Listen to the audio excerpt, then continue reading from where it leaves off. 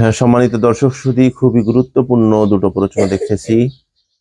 এক নম্বরে হচ্ছে, জাকাতের টাকা কোনো বেদিন অমুসলিমকে দেওয়া যাবে কি, বা দিলে জাকাত আদায় হবে কি?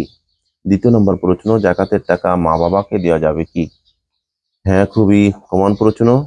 তো যাই হোক, সর্বপ্রথম প্রশ্ন ছিল জাকাতের টাকা কোনো অমুসলিম বেদিনকে দেওয়া যাবে কি। এ ব্যাপারে ফতোয়া হচ্ছে, জাকাতের টাকা অমুসলিম বেদিনকে দেওয়া যাবে না। যদি দেন তাহলে অবশ্যই জাকাত আদায় হবে না।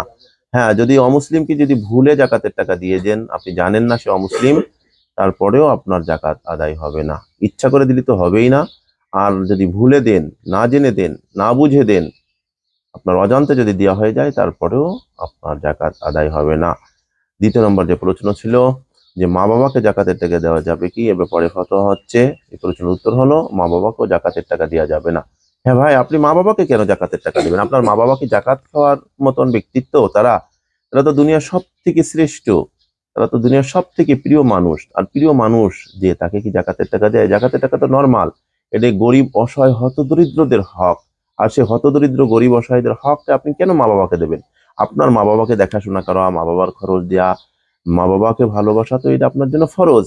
আপনি কেন গরিবের হক ধারা মা বাবাকে, গরিবের হককে মা বাবাকে দিতে যাবেন? অবশ্যই আপনার মা বাবা দুনিয়ার সব থেকে সম্মানিত ব্যক্তি আপনার। আপনি গরিবের হক মা বাবাকে দিলে পরে এটা আদায় হবে না।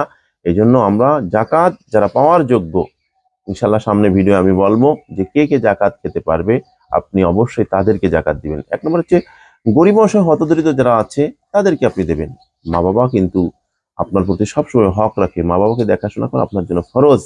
এই জন্য মা বাবাকে জাকাত দিলে জাকাত আদায় হবে না। আশা করি ভাই বুঝতে পেরেছেন।